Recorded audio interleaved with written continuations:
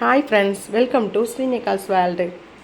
இன்றைக்கி lunch recipe என்னென்னு பார்த்தீங்கன்னா, எங்கள் வீட்டில் நாட்டுக்கோழி குழம்பு வச்சுருக்கேன். நாட்டுக்கோழி குழம்பு எப்போவுமே நல்லெண்ணெய் ஊற்றி வச்சா ரொம்ப டேஸ்ட்டாகவும் சூப்பராகவும் இருக்கும். நீங்களும் ட்ரை பண்ணி பாருங்கள். நாட்டுக்கோழி குழம்புக்கு தேவையான பொருட்கள் என்னென்னா, நல்லெண்ணெய், அப்புறம் வெங்காயம், சின்ன வெங்காயம், தேங்காய், பட்டை, சோம்பு, ஜீரகம், கிராம்பு, ஏலக்காய். நம்ம எண்ணெய் ஊற்றி வெங்காயம், பட்டை, கிராம்பு, ஏலக்காய், ஜீரகம், சோம்பு, தேங்காய் இது எல்லாத்தையும் நல்லா ஃப்ரை பண்ணி எடுத்து வச்சுட்டு ஃபைன் பேஸ்ட்டாக அரைச்சி வச்சுக்கோங்க. அப்புறம் நல்லெண்ணெய் விட்டு கடுகு, உளுந்தம் பருப்பு, வெங்காயம், தக்காளி இதெல்லாம் நல்லா வெங்காயம் கொஞ்சம் பொன்னிறமாக வதங்கின பிறகு தக்காளி போட்டு நல்லா வதக்கிட்டு திருப்பி இஞ்சி பூண்டு பேஸ்ட்டு போட்டு நல்லா வதக்கிட்டு நாட்டுக்கோழியும் போட்டு நாட்டுக்கோழி நல்லா மஞ்சள் போட்டு நல்லா க்ளீன் பண்ணி வச்சிட்டிங்கன்னா அந்த ஸ்மெல் இருக்காது.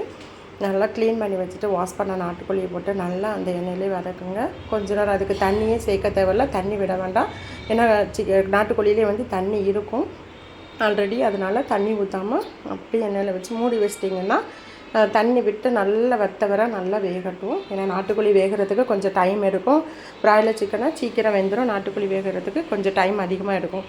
அதனால் கொஞ்சம் சிம்மில் வச்சு கொஞ்சம் கம்மி பண்ணி வச்சு நல்லா வேக வச்சு தண்ணி வர வற்ற வச்சு திரும்ப மசாலா சேர்க்கும் போது ரொம்ப சூப்பராக இருக்கும்.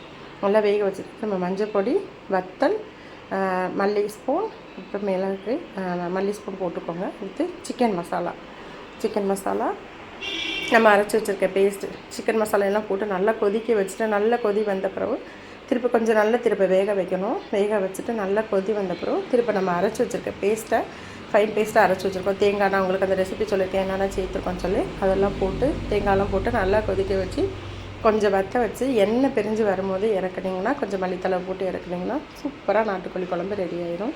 நாங்கள் இன்றைக்கி அதை தான் ட்ரை பண்ணோம். நான் உங்களுக்கு ரெசிபி வீடியோவில் போட்டிருக்கேன், பாருங்கள். நீங்களும் ட்ரை பண்ணி பாருங்கள். இந்த வீடியோ பிடிச்சிருந்துச்சுன்னா லைக் பண்ணுங்கள், கமெண்ட் பண்ணுங்கள், ஷேர் பண்ணுங்கள், மறக்காமல் சப்ஸ்கிரைப் பண்ணுங்கள், பெல் பட்டனையும் கிளிக் பண்ணிடுங்க. தேங்க்யூ.